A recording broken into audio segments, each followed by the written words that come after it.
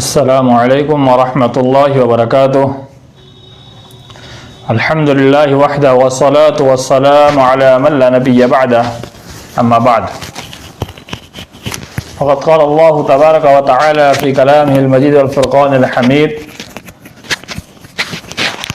सुम्मा कान मिनल लज़ीना आमनू व तवासौ बिस्सब्रि व तवासौ बिल मरहमह, उलाइका अस्हाबुल मैमनह।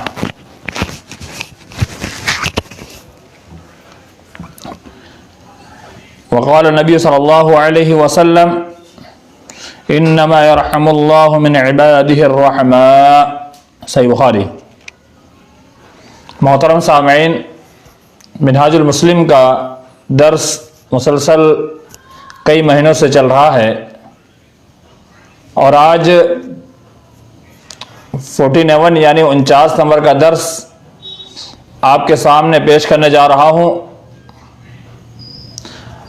मकतब अहमदिया सामरोद फेसबुक ग्रुप पर लाइव चल रहा है। मोहतरम सामईन, आज जिस उन्वान पर कुछ बातें पेश करनी है, ये रहमत और शफ़क़त के ताल्लुक़ से किताब व सुन्नत की रोशनी में इंशाअल्लाह पेश किया जाएगा। मोहतरम हज़रात, अखलाकियात के बाब में ये छठी फसल है यानी छठा सबक है। मुसलमान रहमदिल होता है और रहम करना उसकी आदत है, और हर मुसलमान जिसके अंदर इस आदत का पाया जाना इंतहाई ज़रूरी है। रहम हर जी रुख पर करना है, चाहे इंसान हो या जानवर हो, सब पर रहमत और शफ़क़त ये ज़रूरी है। वमा अरसलनाका इल्ला रहमतल लिल आलमीन। अल्लाह के रसूल सल्लल्लाहु अलैहि वसल्लम के बारे में कहा गया कि हमने भेजा आप सल्लल्लाहु अलैहि वसल्लम को सारी दुनिया के लिए रहमत बनाकर भेजा। आप इंसानियों के लिए भी रहमत, आप जानवरों के लिए भी रहमत, आप हर एक के लिए रहमत ही रहमत है। यानी हर एतबार से रहमत और शफ़क़त ये एक मुसलमान की सिफत होनी चाहिए, ये उसके अखलाकियात में से होना चाहिए कि हर एतबार से, हर नाहिए से देखे तो हर एक पर रहम करना जरूरी है। आइए आपके सामने दलाइल की रोशनी में कुछ बातें पेश करूं। आपके सामने कुरान मजीद की आयत फरमाई जिसमें अल्लाह रब्बुल आलमीन ने इरशाद फरमाया, सुम्मा कान मिनल लज़ीना आमनू व तवासौ बिस्सब्रि व तवासौ बिल मरहमह उलाइका अस्हाबुल मैमनह। फिर वो उन लोगों से होता है जो ईमान लाए, व तवासौ बिस्सब्रि व तवासौ बिल मरहमह, और एक दूसरे को सब्र की तलकीन करते हैं, वसीयत करते हैं, और वतवासौ बिल मरहमह, और रहमत और शफ़क़त की वसीयत करते हैं। यानी जब आपस में मुलाकात होती है या आपस में उठना बैठना होता है या कहीं भी मामले होते हैं तो एक दूसरे से कहते हैं सब पर रहम करते रहना, शफ़क़त करते रहना, यानी रहमत और शफ़क़त पर उभारते रहते हैं किसी भी नाहिए से।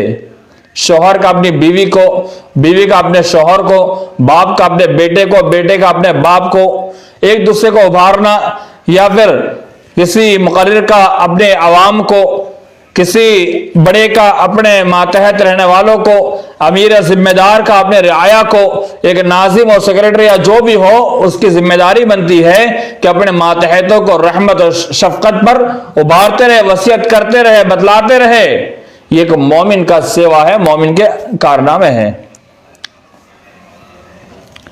उलाइका अस्हाबुल मैमना। फिर अल्लाह ने कहा कि यही लोग दाएं जानिब वाले हैं, यानी सआदत वाले हैं, नेक बख्त है। यही लोग हैं जो रहमत पर उभारने वाले हैं। उन्हें रोज़ क़यामत दाने हाथ में नाम अमाल दिया जाएगा और यही कामयाब होने वाले हैं। अल्लाह के रसूल सल्लल्लाहु अलैहि वसल्लम ने फरमाया, इन्नमा यरहमुल्लाहु मिन इबादिहिर रहमा। सही बुखारी की रिवायत, अल्लाह अपने बंदों में से उन पर रहम करता है जो दूसरों पर रहम करते हैं, यानी दूसरों पर शफकत करने वाले वही अल्लाह रब्बुल आलमीन के रहमत के हकीकी हकदार है। हम लंबी चौड़ी दुआएं करते रहें, हम अल्लाह रब्बुल आलमीन से दिन और रात मांगते रहें, या अल्लाह रहम फरमा, या अल्लाह रहम फरमा। लेकिन हदीस के अंदर अल्लाह रसूल सल्लल्लाहु अलैहि वसल्लम फरमा इन्नमा यरहमुल्लाहु मिन इबादिर रहमा, यकीनन बेशक अल्लाह उसी पर रहम करता है जो दूसरों पर रहम करता है। इन्नमा ला करके खास कर दिया कि उसी पर रहमत अल्लाह की आती है जो दूसरों पर रहम करता है। आज देखिए आले पैमाने पर कितने मुसलमान बेचारे परेशान है। आज आले पैमाने पर देखा जाए सबसे ज्यादा नमाज पढ़ने वाले परेशान है, सबसे ज्यादा कलमा पढ़ने वाले परेशान है। इस परेशानी की वजह क्या है? वजह यह अल्लाह की रहमत हम पर नहीं आती है। और रहमत क्यों नहीं आती है? इसलिए कि हम एक दूसरे पर रहम नहीं करते हैं। जब हम आपस में दूसरे पर रहम करेंगे अल्लाह की रहमत हम पर आएगी और इंशाअल्लाह हम कामयाब हो जाएंगे, हमारे सारे मामलात आसान हो जाएंगे। अगर हमने ऐसा नहीं किया तो लंबी लंबी दुआएं करने से कोई फायदा नहीं होगा। अल्लाह की रहमत तलब करने से नहीं मिलने वाली है, बल्कि प्रैक्टिकली तौर पर अल्लाह रसूल सल्लल्लाहु अलैहि वसल्लम ने फरमाया कि रहमत अल्लाह की उसको मिलेगी जो दूसरों पर रहम करता है। अब आप गौर कीजिए, अल्लाह के रसूल ने पूछा कि या रसूल अल्लाह, क्या अल्लाह की रहमत के बगैर आप भी जन्नत में नहीं जा सकते? अल्लाह के रसूल ने फरमाया नहीं, मैं भी अल्लाह की रहमत के बगैर जन्नत में नहीं जा सकता। तो आप सोचिए अल्लाह की रहमत की हमें कितनी जरूरत है कि हम सिर्फ जन्नत के दावेदार हैं। हम तो सोचते हैं हम जन्नत में चले जाएंगे, हमारी नमाज, हमारे रोजा, हमारी सारी इबादतें सिर्फ इसीलिए है कि हम जन्नत में चले जाएं। लेकिन अल्लाह की रहमत हमारे साथ नहीं होगी तो हम जन्नत में कैसे जा पाएंगे? हमारी इबादत किस काम की, हमारे रोजे किस काम के, हमारी नमाजें किस काम की? ये सारे इबादत जरूर है लेकिन इसका ताल्लुक अल्लाह से है। और रहमत और शफकत का मामला ये बंदों से है, यानी हमारे रहमत और शफकत अल्लाह के बंदों के साथ होना जरूरी है, अल्लाह की मखलूकात के साथ होना जरूरी है। वो मखलूकात जिन पर हम रहम और शफकत कर सकते हैं उनके ऊपर हमारा रहम करना ये इंतहाई जरूरी है। आइए एक हदीस और देखते हैं। मुअज्जम तबरानी और मुस्नद हाकिम की रिवायत सही सनद के साथ अल्लाह के रसूल सल्लल्लाहु अलैहि वसल्लम ने फरमाया इरहमू मन फिल अर्द यरहमुकुम मन फिस समा, तुम जमीन में जो है उन पर रहम करो। अल्लाह रब्बुल आलमीन जो आसमान वाला है वो तुम पर रहम करेगा। अल्लाह रब्बुल आलमीन कब रहम करेगा? जब तुम बंदों पर रहम करोगे, जमीन वालों पर रहम करोगे। मन फिल अर्द, जो भी कोई जमीन में है, चाहे इंसान के अलावा जानवर हो, चाहे बेजान हो, हर कोई इसके अंदर दाखिल हो गया कि सारे के सारे लोग जिन पर रहम करोगे तो अल्लाह ताला तुम पर रहम करेगा, आसमान वाला तुम पर रहम करेगा, यानी अल्लाह तुम पर रहम करेगा। एक और रिवायत मल्ला यरहम ला युरहम, सही बुखारी की रिवायत, जो रहम नहीं करता उस पर रहम नहीं किया जाता। आज हम रहम की भीख मांगते हैं, माफ कर दो, रहम करो, रहम करो। आज हम पर गैर मुस्लिमीन भी रहम नहीं करते हैं। क्यों? क्योंकि हम रहम किसी पे नहीं करते हैं। हम आपस में एक दूसरे मुसलमान पर रहम नहीं करते हैं। हमारा मामला होना चाहिए अपने भाई के साथ रहम और करम का मामला करे, उसके साथ शफकत करे, उसके साथ अच्छाई का मामला करे। अल्लज़ीना युनफ़िक़ूना फ़िस्सर्राई वज़्ज़र्राई वल गैज़ वल आफ़ीना अनिन नास, लोगों को माफ करने वाले। युहिब्बुल मुहसिनीन, अल्लाह ताला मोहब्बत करता है, पसंद एहसान करना पसंद करता है। तो लोगों को माफ कर देना, उनके छोटे छोटे गलती नजरअंदाज कर देना, ये रहमत और शफकत है। अगर ऐसा नहीं करते हैं तो हमारे अंदर समझे रहमत और शफकत नहीं है। हम सिर्फ जुबान के दावेदार ना बने बल्कि रहमत और शफकत जरूर करे। एक उस्ताद अपने तलबा पर रहमत और शफकत करे, एक बाप अपने औलाद पर रहमत और शफकत करे, और एक जिम्मेदार अपने रियाया पर रहमत और शफकत करे, और या फिर कोई इंसान जो जानवर पालने वाला है अपने जानवरों पर रहमत और शफकत करे। कोई भी इंसान हर एतबार से, हर नाहिए से जो उसके मातहत है उस पर रहमत और शफकत करे। आइए आगे देखते हैं। अल्लाह के रसूल ने हदीस में फरमाया ला तुनज़अु रहमतु इल्ला मिन शक़िय्यिन, सुनन अबू दाऊद और सुनन तिर्मिज़ी की रिवायत। ला तुनज़अु रहमत नहीं छीनी जाती है इल्ला मिन शक़िय्यिन, मगर सिर्फ बदबख्तों से। जो बुरे लोग होते हैं वो कभी रहम नहीं करते हैं। जो बुरे होते हैं, जिसकी शफकत, जिसके अंदर शफकत नाम की चीज नहीं होती है, वो कौन है? वो बुरे लोग हैं। यानी बुरे लोगों को कभी रहम नहीं आता है। बहुत सारे लोग कहते हैं ना कि हमको रहम नहीं आती है, हम रहम नहीं करते हैं, ये अच्छे लोग नहीं, ये बुरे लोग हैं। आप गौर कीजिए हदीस के अल्फाज पर। एक हदीस में अल्लाह के रसूल ने फरमाया, मसलुल मुमिनीन फी तवाद्दिहिम व तराहुमिहिम व तआतुफिहिम कमसलिल जसदि इज़ा इश्तका मिन्हु उज़वुन तदआ लहु साइरुल जसदि बिस्सहरि वल हुम्मा। सही मुस्लिम की रिवायत, मसलुल मुमिनीन, मोमिनीन की मिसाल, फी तवाद्दिहिम व तराहुमिहिम, तवाद्दी में मोहब्बत करने में, व तराहुमिहिम बास और एक आपस दूसरे पर रहमत शफकत करने में, व तआतुफिहिम नरमी बरतने में, कमसलिल जसदी एक जिस्म के मानिंद है। यानी मोमिन की मिसाल मोहब्बत करने में, रहमत में, शफकत में, रहम करम के अंदर एक जिस्म के मानिंद है। इज़ा इश्तका मिन्हु उज़वुन, किसी एक जिस्म के किसी एक अज़्व को तकलीफ पहुंचती है, शिकायत हो जाती है, तदआ लहु साइरुल जसद, तो सारा का सारा जिस्म, सारा का सारा बदन वो उस एक अज़्व के तकलीफ की वजह से पूरा का पूरा अज़्व बीमार हो जाए, तो सारा का सारा जिस्म उसके अंदर तकलीफ होती, बेदारी आ जाती है। तदआ लहु साइरुल जसद बिस्सहरि वल हुम्मा, कि पूरे के पूरा जिस्म बुखार महसूस करता है और पूरा का पूरा जिस्म जग उठता है। सहर कहते हैं जग उठने को, पूरा का पूरा जिस्म उसके बेदारी आ जाती है, इंसान में खलबली मच जाती है, इंसान परेशान हो जाता है। मसल किसी सर दर्द करता हो तो उसका एक एक अज़्व परेशान होगा, उंगली में जर्रा थोड़ी चोट लग जाए पूरे का पूरा जिस्म को एहसास हो जाएगा, अगर पैर में हल्की सी खरच आ जाए पूरे का पूरा जिस्म को महसूस हो जाएगा, अगर थोड़ा सा जख्म एक किसी जिस्म को लग जाए, अज़्व को लग जाए, तो पूरा सर से पैर तक पूरा जिस्म एकदम हरकत में आ जाएगा और उसको तकलीफ महसूस होगी। तो यही मिसाल दी है एक मोमिन के जिस्म की। किसी एक मोमिन को तकलीफ हो जाए तो सारे के सारे इंसानों को तकलीफ पहुंच जानी चाहिए, सारे के सारे मोमिन एक्टिव हो जाना चाहिए कि हमारे फला भाई को तकलीफ कैसे पहुंच गई। यही रहमत और शफकत का मामला है। आइए अल्लाह के रसूल सल्लल्लाहु अलैहि वसल्लम के कुछ रहमत और आपने जो रहमत और शफकत की मिसालें दी है उसको भी हम हदीस की रोशनी में देखते हैं। बुखारी शरीफ की रिवायत, इमाम बुखारी रहमतुल्लाह ने अपनी सनद के साथ अनस रज़ियल्लाहु ताला अन्हु से रिवायत किया कि अल्लाह के रसूल के साथ अबू यूसुफ के रज़ियल्लाहु ताला अन्हु के घर गए, जो हज़रत इब्राहीम रज़ियल्लाहु अन्हु, जो अल्लाह के रसूल सल्लल्लाहु अलैहि वसल्लम के बेटे की आया के शोहर थे। आपने बच्चे को अपने हाथ में लिया और बोसे दिए। इस वाकया के बाद एक दफा हम फिर वहां गए जबकि इब्राहीम रज़ियल्लाहु तआला अन्हु जागने का वक्त था, यानी इनका इंतकाल का वक्त करीब था। आपकी आंखों से आंसू बहने लगे। अब्दुर्रहमान बिन औफ रज़ियल्लाहु तआला अन्हु ने अर्ज किया और कहा, आप भी रसूलुल्लाह, यानी आप भी आंसू बहाते हैं? तो अल्लाह के रसूल ने फरमाया, इब्न औफ यानी अब्दुर्रहमान बिन औफ, यह रहमत है। फिर फरमाया, आंख आंसू बहाती है, दिल गमगीन है, और हम वही कहेंगे जिस पर हमारा रब राजी होता है। और इब्राहीम रज़ियल्लाहु तआला अन्हु, हम तेरे जुदा होने पर बहुत गमगीन हैं।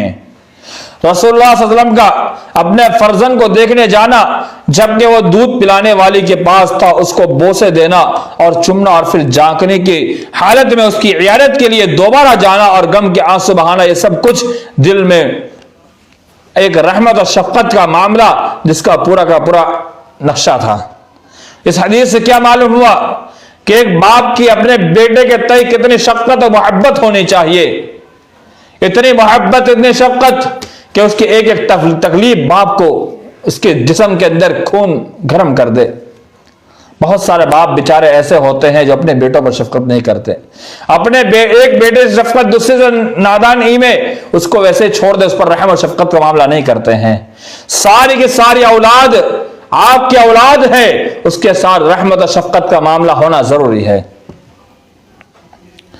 एक और रिवायत हज़रत अबू हुरैरा रज़ियल्लाहु तआला अन्हु से रिवायत है कि अल्लाह के रसूल सल्लल्लाहु अलैहि वसल्लम ने फरमाया, एक शख्स को बड़ी प्यास लगी हुई थी, वो कुएं के नीचे उतरा और पानी पिया, बाहर निकला तो देखा कि ये कुत्ता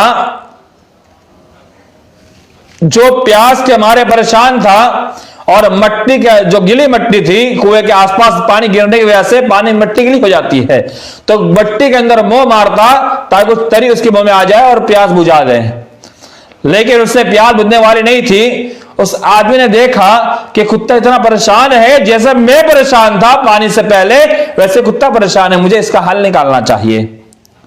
तो कुत्ता के इस प्यास को देख करके उस शख्स से रहा ना गया और वो शख्स कुएं में उतरा और अपने मोजे के अंदर पानी भर के लाया। उस दौर में चमड़े के मोजे चला करते थे, बड़े मोटे मोजे हुआ करते थे, उस मोजे से पानी गिरने का इम्कान नहीं था। शायद आज आप ना समझ सके, इसलिए कि आज हम वो मोजे जब पहनते हैं वो सुराख वाले बड़े बारीक होते हैं, इसमें पानी गिर जाएगा। पहले के दौर के एतबार से वो मोजे समझ में चमड़े के हुआ करते थे और बड़े मोटे मोजे हुआ करते थे, उससे पानी गिरने का इम्कान नहीं था। वो पानी भरकर उसमें लाया और लाने के बाद उस कुत्ते को पानी पिलाया। उस कुत्ते को पानी अपने मोजे से पानी निचोड़ करके उससे गिरा करके पानी पिला दिया और वो पानी का बड़ा मोजा अपने मुंह में लेकर आया था। अल्लाह सुब्हानहू व तआला ने उसके इस फैल की कदर की, यानी उसका एक कुत्ते को पानी पिलाना अल्लाह को इतना पसंद आया, इतना पसंद आया कि अल्लाह रब्बुल आलमीन ने उसके इस काम की कदर की, उस फैल की कदर करते हुए उसके मकसद फरमा दी, उसके गुनाह को माफ कर दिया। लोगों ने फिर कहा, ए अल्लाह के रसूल सल्लल्लाहु अलैहि वसल्लम, जानवर के साथ हमदर्दी में भी हमें सवाब मिलता है? फरमाया, हर जिंदा जिगर वाली चीज के साथ उसके सलूक में अल्लाह के यहां अज्र मिलेगा। तो आप देखिए, उस आदमी का कुएं में उतरना और कुत्ते को पानी पिला देने की वजह से अल्लाह रब्बुल आलमीन ने उसको माफ कर दिया, उसकी बख्शिश फरमा दी और सवाब भी उसको मिलता है। यानी किसी भी नहिए का जानवर हो उसके साथ रहमत और शफकत का मामला करना चाहिए। आज माशरे के अंदर कुत्ते को देखकर लोग मारने भागते हैं, अल्लाह अकबर। अगर आपका नुकसान कर रहा है तो उसको मारिए, अगर वो काट कर आपको नुकसान करता है उसको आप मारिए, जायज है, लेकिन बगैर वजह के बेचारा बैठा हुआ है, सोया हुआ है, पत्थर उठाया मार दिया, डंडा उठाया मार दिया, गाड़ी चढ़ा दी। कई लोग बेचारे ऐसे भी है जो जहालत के अंदर आकर के अपनी गाड़ी को उसके ऊपर चढ़ा के चले जाते हैं, ऐसे बेचारा सोया रहता है। ये जानवर, उस पर रहमत और शफकत जरूरी है, उस पर हमने रहमत और शफकत नहीं की तो समझ लीजिए। आइए हदीस देखते हैं, अगर हमने जानवर पर शफकत नहीं की, उस पर हमने जुल्म किया, उसके साथ हमने बुरा मामला किया, तो आइए एक हदीस हम देखते हैं। इसके पहली रिवायत अबू हुरैरा की थी, बुखारी शरीफ की रिवायत, और दूसरी भी उसी बुखारी शरीफ की रिवायत है। अबू हुरैरा हदीस के रावी के एक वाकया ये बयान किया गया बुखारी शरीफ के अंदर कि नबी सल्लल्लाहु अलैहि वसल्लम फरमाया, एक औरत को सिर्फ इसलिए अजाब दिया गया कि उसने बिल्ली को बांधा, बिल्ली को अपने घर में बांध रखा और उसको भूखा प्यासा छोड़ दिया, और वो बिल्ली उसके बांधने की वजह से भूखी प्यासी रह करके वो अब जान उसकी चली गई, मर गई। अल्लाह की तरफ से उसे कहा गया कि तूने उसे बांध कर न उसे खाना दिया, न पानी पिलाया और न छोड़ा कि ये खुद जमीन पर जाती और जा करके कुछ खा पी लेती और अपना जिंदगी गुजार लेती। उस औरत का ये तर्ज अमल उसके दिल की सख्ती और रहमत के फुकदान की वजह से था, और रहमत से वही आरी होता है जिसका दिल सख्त होता है, पहले हदीस के अंदर गुजर गया। तो वो औरत जिसने उसे बांध कर रखा था और उस औरत ने उसको बांध कर रखा, अल्लाह रब्बुल आलमीन ने उस औरत को इस जानवर के बांध कर रखने की वजह से उसको अल्लाह रब्बुल आलमीन ने उसका ठिकाना जहन्नम में रख दिया। एक और हदीस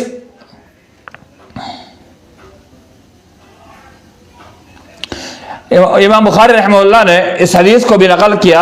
हज़रत अबू क़तादा इस हदीस के रावी और रिवायत करते हैं कि रसूलुल्लाह सल्लल्लाहु अलैहि वसल्लम ने फरमाया कि मैं इस इरादे से नमाज शुरू करता हूं कि लंबी पढ़ूंगा, मगर बच्चों के रोने की और कराहने की आवाज की वजह से जब मैं उसको सुन लेता हूं तो मैं एहसास करके नमाज को छोटी कर देता हूं। आप गौर कीजिए, नमाज जैसे अहम मामलात जिसका ताल्लुक अल्लाह रब्बुल आलमीन से, इबादत से है, बच्चों की कराहने की आवाज और उसके परेशान होने की वजह से अल्लाह के रसूल हम नमाज को छोटी कर दिया करते, बच्चों पर शफकत करके नमाज को छोटी कर दिया करते थे। आप गौर कीजिए, नबी सल्लल्लाहु अलैहि वसल्लम का लंबी नमाज पढ़ने के इरादे को तर्क करना और माँ का बच्चे के रोने की वजह से बेचैन होना, यह सब इस रहमत की वजह से है जो अल्लाह ने अपने रहम करने वाले बंदों के दिलों में ये रखी हुई है। एक और दलील, ज़ैनुल आबिदीन अली बिन हुसैन रज़ी अल्लाह तआला अन्हु को एक शख्स ने गाली दी,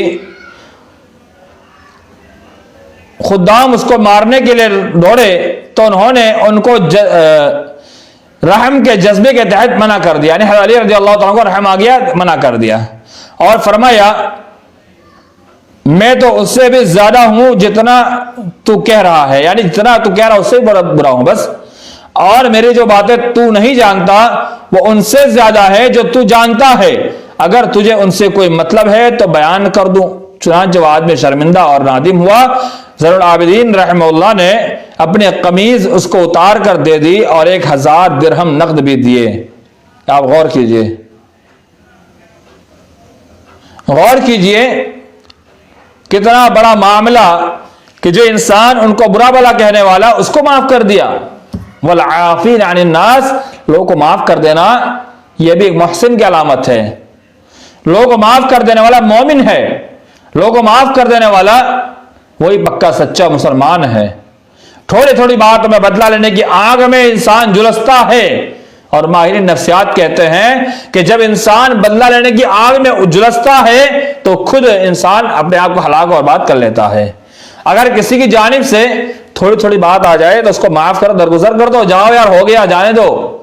बहुत सारे मामला दुनिया में आते रहते हैं। आज बहुत सारे लोगों को देखा जाता है, स्टेटस जब गौर किया जाए मूड ऑफ है, ये हो गया वो हो गया, पूछा जाता है क्या मामला है, ये ऐसा हो गया। ऐसा इसलिए होता है कि हम दरगुजर नहीं करते, माफ नहीं करते, रहमत और शफकत का मामला नहीं करते। अगर हम रहमत और शफकत का मामला करें तो हमेशा हम फराख दिली से रहेंगे, हमेशा खुश रहेंगे, हमारे पर भी लोग रहम करेंगे और हमारे मामलात भी अच्छे होंगे। लेकिन हमारा मामला खराब होगा, रब्बे काबे कसम कभी भी आपके साथ मामला ठीक ठाक नहीं हो सकता।